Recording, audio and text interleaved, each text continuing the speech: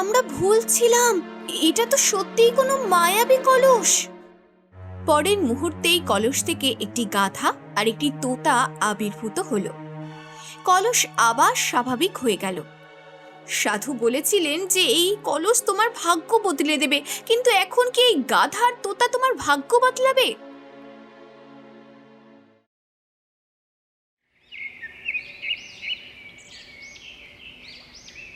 রাজপুর গ্রামে রামু নামে এক দরিদ্র কুমোর বাস করত। সে তার কুঁড়ে ঘরের বাইরে মাটির বাসন তৈরি করে জীবিকা নির্বাহ করত। একদিন রামু কুঁড়ে ঘরের বাইরে বাসন তৈরি করছিল। ঠিক তখনই প্রতিবেশী গঙ্গা মাসি সেখানে এসে হাজির হলেন।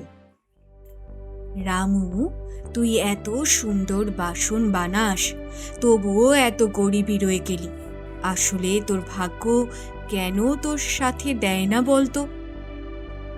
গঙ্গা মাসি, এটাই তো আমার মাথায় ঢোকে না। এত পরিশ্রম করি, কিন্তু তবুও মাঝে মধ্যে আমাকে আর আমার স্ত্রীকে না খেয়েই শুতে হয়। রামু, তুই একটা কাজ কেন করিস না? তোর এই সুন্দর বাসনগুলো রাজপ্রাসাদে গিয়ে দেখা না। কিছু সময় আগে আমি মহারাজের জন্য বিশেষ কিছু বাসন বানিয়েছিলাম। এমন রঙের বিন্যাস করেছিলাম যে তা পুরো রাজ্যে অনন্য লাগতো। কিন্তু যখন আমি সেই বাসনগুলো নিয়ে রাজপ্রাসাদে গেলাম, তখন সৈন্যরা আমাকে ভেতরে ঢুকতেই দিল না, ধাক্কা দিয়ে বাইরে বের করে দিল। রামুর মুখে এখনো সেই অপমানের যন্ত্রণা ফুটে উঠছিল। গঙ্গামাসি কিছুক্ষণ পর সেখান থেকে চলে গেলেন।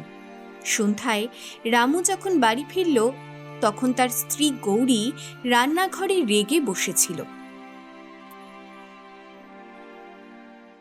গত 10 দিন ধরে একই সবজি খাচ্ছি, আজ আমি অন্য কোনো সবজি খাবো। আরে গৌরী, খেতে পাচ্ছিস তার জন্যই ভগবানকে ধন্যবাদ জানা। তুই জানিস আমার অবস্থা কেমন। জানি, আর আপনার প্রতি আমার কোনো অভিযোগও নেই। আপনি এত পরিশ্রম করেন, কিন্তু জানি না কেন আপনার ভাগ্য আপনার সাথ দেয় না। তবে আমার বিশ্বাস একদিন আপনার ভাগ্যের দরজা অবশ্যই খুলবে। জানি না সে সময়টা কবে আসবে। গৌরীর কথা শুনে রামু চুপচাপ বসে পড়ল। তার চোখে হতাশা ছিল। পরের দিন রামু আবার তার কুঁড়ে ঘরের বাইরে বাসন তৈরিতে ব্যস্ত ছিল। তখন দূর থেকে গঙ্গা মাসিকে আসতে দেখা গেল। আরে গঙ্গা মাসি, কোথা থেকে আসছেন? আরে ভালো হলো তুই আমাকে থামালি। দেখ, আমাদের গ্রামের সীমানার কাছে যে জঙ্গলটা আছে না, ওখানে একটা মন্দির আছে। হ্যাঁ, সেই মন্দির তো আমিও দেখেছি। সেই মন্দিরে এক সাধু বাবা থাকেন, বড়ই জ্ঞানী আর অলৌকিক ক্ষমতার অধিকারী সাধু বাবা। তার আশীর্বাদে বড় বড় মানুষের ভাগ্যের তালা খুলে গেছে। আমিও ওখান থেকেই আসছিলাম। তুই কেন যাস না তার কাছে? কে জানে, তোর ভাগ্যের তালাও হয়তো খুলে যাবে। এটুকু বলে গঙ্গা মাসি সেখান থেকে চলে গেলেন। কথা তো ঠিকই বলেছেন, সাধুর আশীর্বাদে অনেক শক্তি থাকে। আমিও সেই সাধু মহারাজের আশীর্বাদ নিতে যাব। রামু কাজ তাড়াতাড়ি শেষ করলো এবং জঙ্গলের দিকে রওনা দিল। কিছুক্ষণ পর রামু মন্দিরে পৌঁছালো। মন্দিরের বাইরে এক অদ্ভুত নিস্তব্ধতা বিরাজ করছিল। সে যখন ভেতরে গেল, তখন তার পা থমকে গেল। সেখানে এক সাধু অজ্ঞান হয়ে পড়েছিলেন। তার কপাল থেকে রক্ত ঝরছিল। হে ভগবান, ইনি কি সেই সাধু নন যার কথা গঙ্গা মাসি বলেছিলেন? ওনার ওনার মাথা থেকে তো রক্ত বেরোচ্ছে। রামু তক্ষুনি জল নিয়ে এলো, সাধুর রক্ত পরিষ্কার করলো এবং ভেষজ ওষুধের প্রলেপ দিল। তারপর তার জ্ঞান ফেরার অপেক্ষায় রইল। সন্ধে নাগাদ সাধুর জ্ঞান ফিরল। তুমি কে পুত্র? আমার নাম রামু। আপনার আশীর্বাদ নিতে এখানে এসেছিলাম, কিন্তু আপনাকে অজ্ঞান থেকে চমকে গেলাম। আপনার মাথা থেকে রক্ত বেরোচ্ছিল। আমি প্রলেপ দিয়েছি এবং আপনার জ্ঞান ফেরানোর চেষ্টা করেছি। তুই তো খুব ভালো মানুষ। অন্য কেউ হলে হয়তো সাহায্যও করতো না, কিন্তু তুই ধৈর্যের সাথে আমার যত্ন নিলি। বল, কিসের জন্য এসেছিস? রামু কিছুক্ষণ শান্ত থাকল। তারপর সে তার জীবনের পুরো কাহিনী সাধু মহারাজকে বলল। রামুর পুরো কাহিনী শোনার পর সাধু মহারাজ হাসলেন। বুঝেছি, তুই পরিশ্রমী কুমোর, কিন্তু তবুও গরিব। তুই চাস যে তোর ভাগ্যের চাকা ঘুরে যাক। তাহলে তুই সঠিক সময়ে এসেছিস। যা, জঙ্গলের গভীরে যা। ওখানে তুই এক ভগ্নপ্রায় পুরনো বাড়ি পাবি। সেই বাড়ির বাইরে একটা বিশেষ মটকা থাকবে। ওটা তুলে নিবি আর নিজের ঘরে নিয়ে যাবি। কিন্তু সে মটকার মধ্যে এমন কি আছে মহারাজ? ওই মটকা তোর ভাগ্য বদলে দেবে। ওটা কোনো সাধারণ মটকা নয়, বরং তোর জন্য এক জাদুকরি মটকা। এটুকু বলে সাধু সেখান থেকে রওনা দিলেন। সাধু মহারাজ, আপনি কোথায় যাচ্ছেন? আমি বিশেষ তপস্যার সাধনার জন্য জঙ্গলের অন্য প্রান্তে যাচ্ছি। সেখানে এক সুন্দর পুকুর আছে। সেখানে কোনো মানুষ আসে না। আমি কয়েক মাস বাদে ফিরব। মাঝে মধ্যে শান্তি আর নির্জনে তপস্যা করতে হয়। এটুকু বলে সাধু সেখান থেকে চলে গেলেন। রামু সাধুর বলে দেওয়া জায়গার দিকে এগিয়ে গেল। অনেকক্ষণ হাঁটার পর সে জঙ্গলের গভীরে একটি ভগ্নপ্রায় বাড়ি দেখতে পেল। মনে হচ্ছে এটাই সেই জায়গা যার কথা সাধু মহারাজ বলেছিলেন। ভগ্নস্তূপের বাইরে একটি বড় আর বিচিত্র কলস রাখা ছিল। তাহলে এটাই সেই মটকা। সাধু মহারাজ বলেছিলেন যে তুই আমার ভাগ্য বদলে দিবি। এখন তোর জায়গা জঙ্গল নয়, আমার ঘর হবে।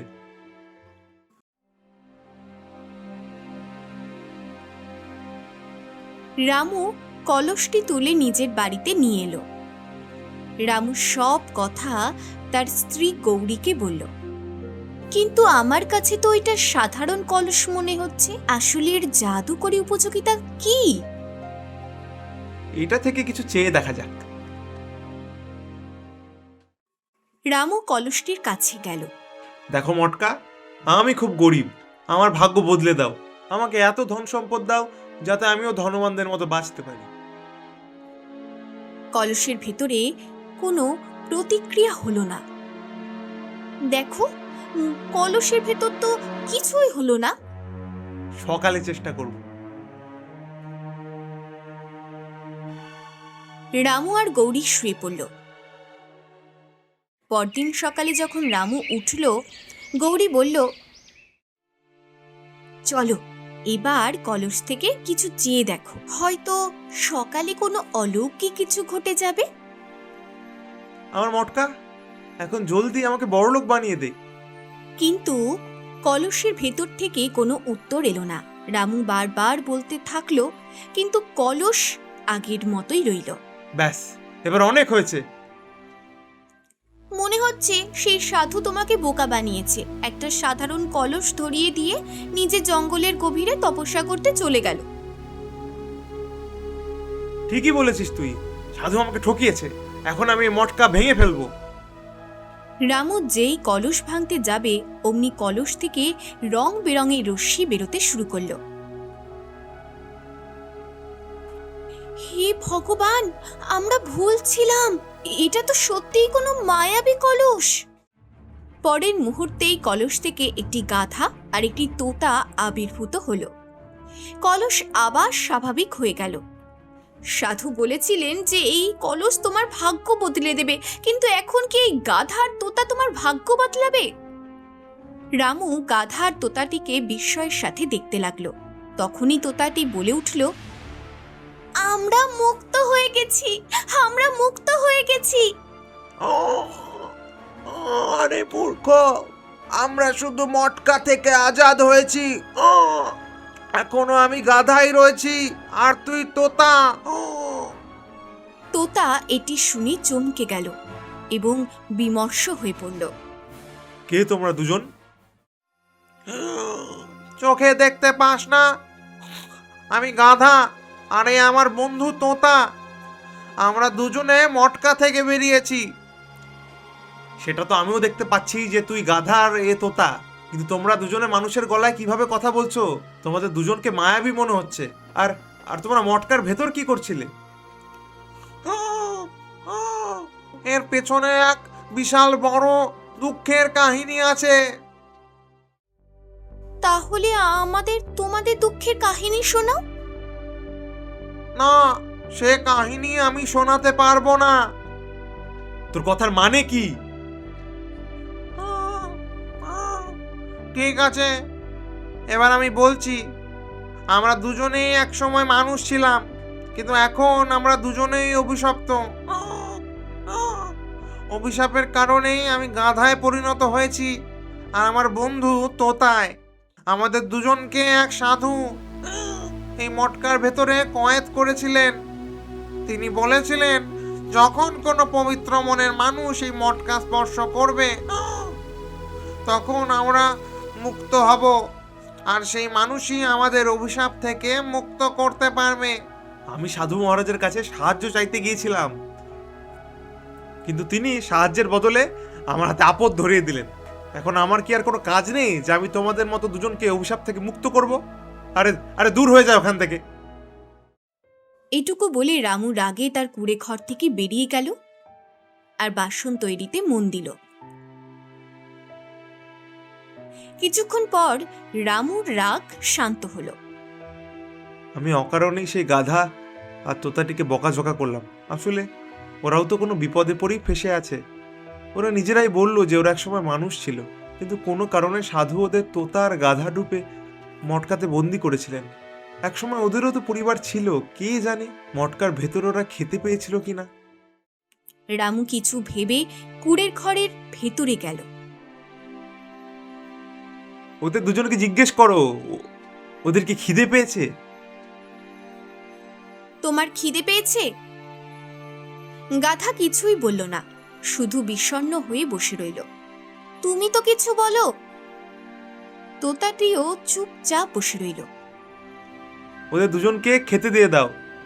ওরা দুজনে খুবই ক্লান্ত আর ক্ষুধার্ত মনে হচ্ছে। আমি বাইরে বাসন তৈরি করতে যাচ্ছি।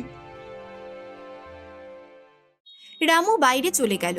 সন্ধ্যায় সে যখন ফিরল, তখন গৌরী বলল, আমি মাথা থেকে পা পর্যন্ত ওদের পিছনে লেগে থাকলাম, কিন্তু ওরা দুজনে না কিছু খেলো না কিছু পান করলো। এটি শুনে রামুর ওদের দুজনের উপর দয়া হলো। দেখো, আমি খারাপ নই, শুধু একটু তাড়াতাড়ি রেগে যাই। যদি আমার কথা তোমাদের খারাপ লেগে থাকে আমাকে ক্ষমা করো, কিন্তু এবার খেয়ে না। গাধা চুপ করে রইল। তখনই তোতা বলল, আরে খেয়ে নাও, একে খুব ভালো মানুষ মনে হচ্ছে। দেখো, আগে বকার পর এখন নিজে আমাদের মানাতে এসেছে। গাধা রামুর দিকে তাকাতে লাগলো। কিছুক্ষণ পর গৌরী খাবার দিয়ে দিল। গাধার তোতা খেতে শুরু করলো। খুব সুস্বাদু খাবার। এবার বলো, সাধু তোমাদের গাধা আর তোতার রূপে বদলে দিয়েছিলেন কেন? সত্যি বললি বন্ধু, এটাও আমাদের ওপর এক অভিশাপ। তাহলে তোমাদের দুজনের অভিশাপ থেকে মুক্তি হবে কিভাবে? সাধু বলেছিলেন, যখন কোনো পবিত্র মনের ব্যক্তি মটকা স্পর্শ করবে,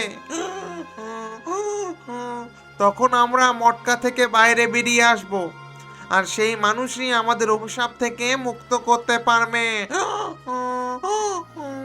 তবে তার জন্য দুটি কাজ করতে হবে। প্রথম কাজ, জঙ্গলের ভেতরে একটা ঘর আছে,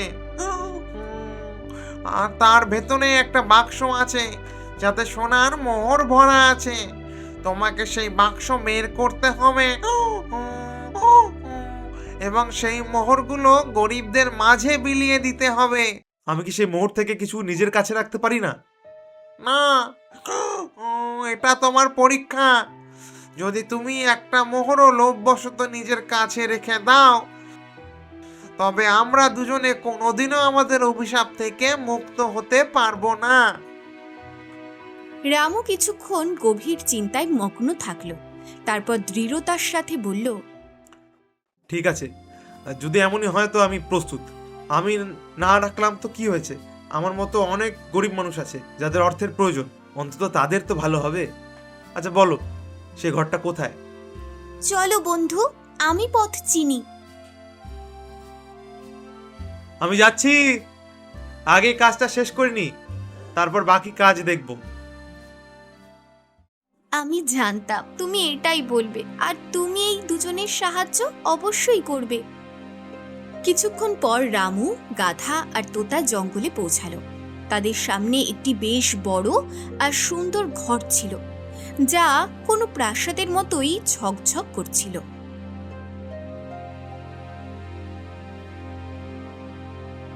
এটা তো কোনো রাজপ্রাসাদের মতো মনে হচ্ছে। ভেতরে একটা বাক্স আছে, ওটাতেই সোনার মোহর ভরা আছে। রামু ভেতরে গেল এবং তল্লাশি করতে শুরু করলো। কিছুক্ষণ পর সে বাক্সটি পেয়ে গেল। যেই সে বাক্সটি খুলল, তার চোখ ধাঁধিয়ে গেল। ভেতরে অগুন্তি সোনার মোহর ভরা ছিল। হে ভগবান, এত এত ধন সম্পদ!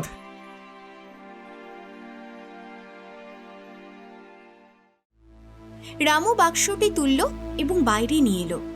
সে গাধা আর তোতার সাথে নিজের বাড়িতে ফিরে এলো।